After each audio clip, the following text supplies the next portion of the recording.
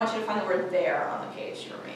What we don't do is we don't connect sight words to authentic text enough, and that's why we don't see the transfer. So if it's a sight word question, I would look at the instruction that they're getting around the sight word. The larger question is like, is there a time or is there a red flag thing? So it's lots of little behaviors. So when so I used to run a reading clinic, and that's a lot of the work that I still do now.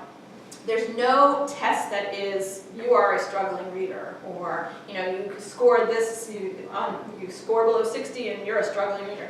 Instead, what we look at are all different components of the puzzle. We look at their fluency, we look at their spelling, we look at their comprehension to sort of put all those pieces together. So what I would start to do is see where those struggles are. If you're seeing it beyond some of the sight word stuff, then you might want to have a conversation with the classroom teacher and sort of start to unpack pieces of the puzzle. Okay. I agree with the full modality. I think that incorporating a lot of different ways to do it makes things kind of stick more.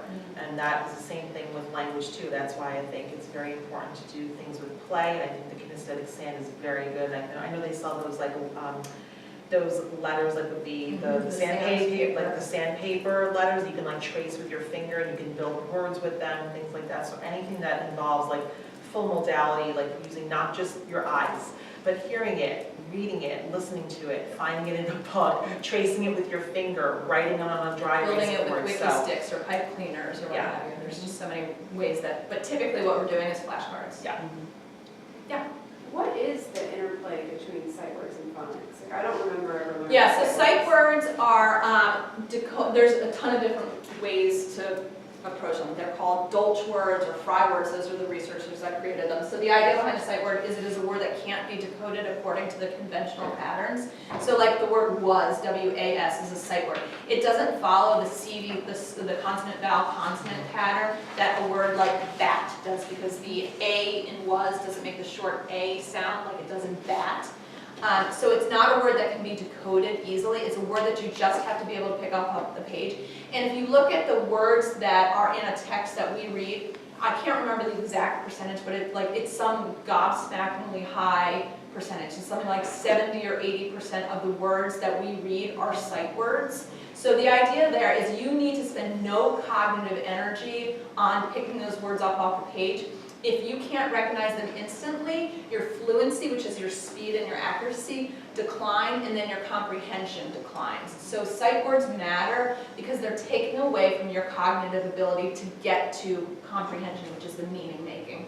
So there's some if you Google Dolch words, it's D-O-L-C-H, or Fry, which is F-R-Y-E, these are just researchers. There are sight words that are grouped according to frequency. So here are a list of the 100 most frequently occurring sight words. Then here are the 200 most frequently, 300, and so on and so forth. But again, the idea is that you want them automatically recognized because they don't follow conventions. What's tricky about them is they also can't really be defined. I can't explain to you what was means or what there means. I can't put my hat on it because it's just this nebulous concept that holds space and holds meaning in a sentence. So, It's abstract almost. It's absolutely not a concrete abstract. thing. It's not an object that you can say, okay, this is a door. Right. D-O-O-R, door.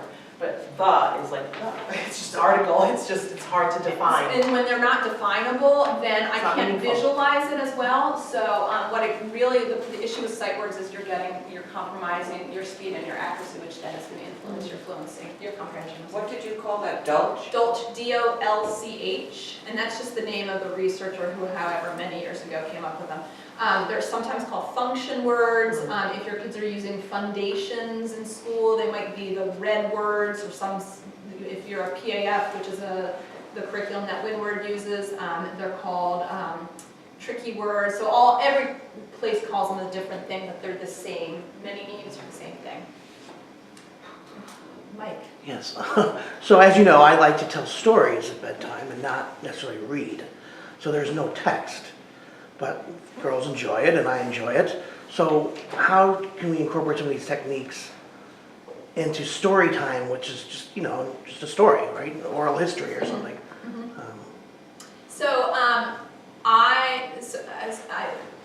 Stories are narrative language and absolutely important, but I would If they were kids who had no exposure to text otherwise, then I would be, you know, it should be a conventional story.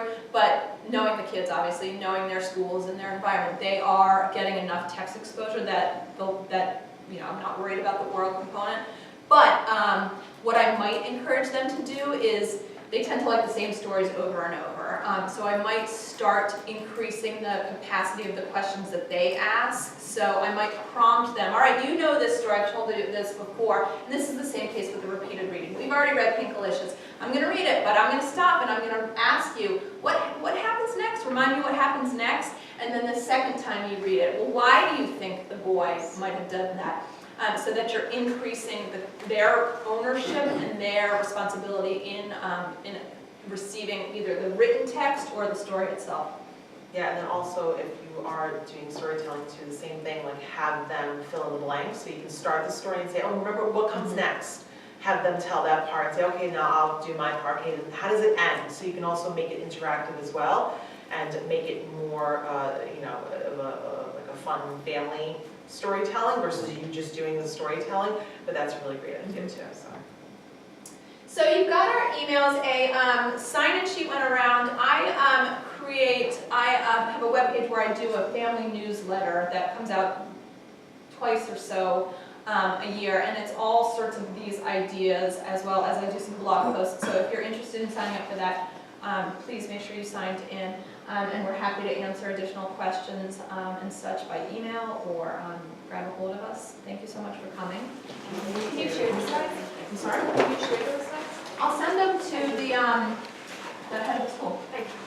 Where's the sign-in sheet? Right over here. Okay. You send them to, I want to sign them and get up. Will you send them to anyone who signed?